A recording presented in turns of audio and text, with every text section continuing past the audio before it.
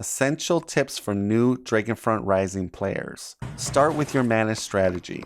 This is by far the most important rule in Dragonfront. You must generate mana.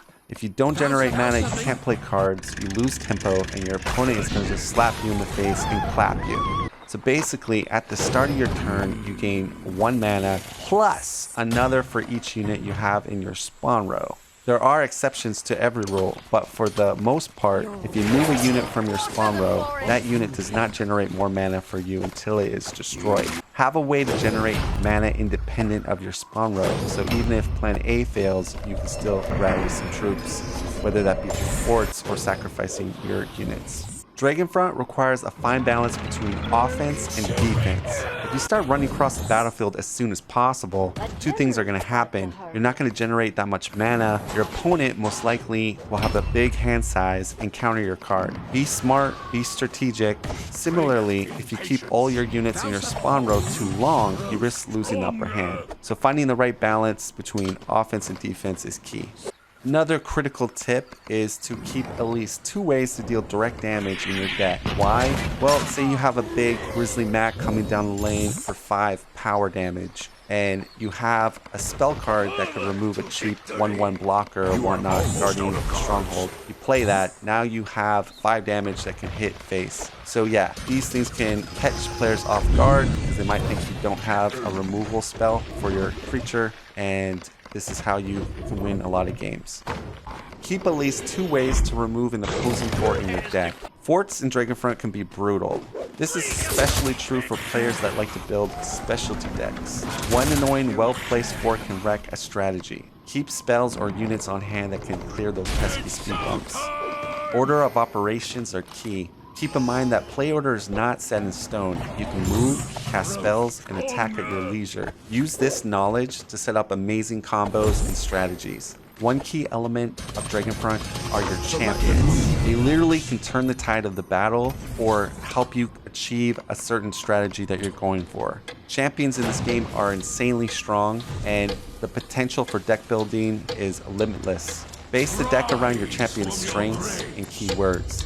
For example, if your champion brings out a lot of small units, you can build the deck around buffing those cheap units or swarming the enemy. Finally, statistically speaking, curve your deck. Having a semi-normal distribution will ensure that you have a good balance of low to high cost cards for the battle ahead. Edaline of Earth is the default champion for Thorns. His main mechanic is to buff your power of your creatures when he activates. So a good strategy when playing Thorns with him is to have ways to increase your health and regeneration.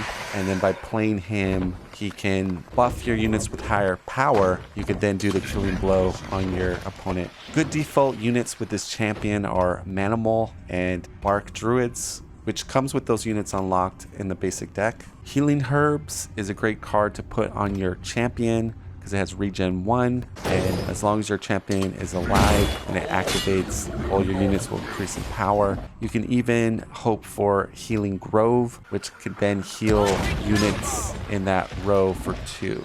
So just to clarify, when we talk about rows, it's going horizontally and lanes are going vertically. Overgrowth and Mana Found are great basic forts for Thorns. Overgrowth can delay the enemy by giving you some time to kind of set up, and Mana Found is great to increase your economy.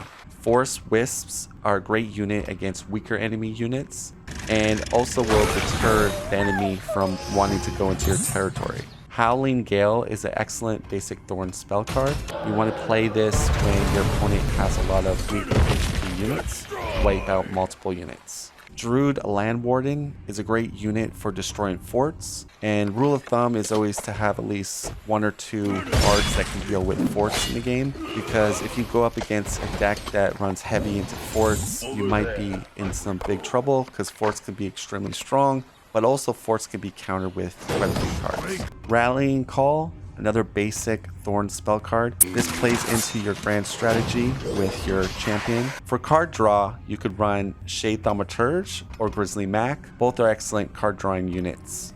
And my final big boys are Mold Leviathan and Heart of the Forest. Both of these are not in the base deck, but I lucked out on some boosters and I incorporated them in this deck. Hope you enjoyed this guide. I will see you on the battlefield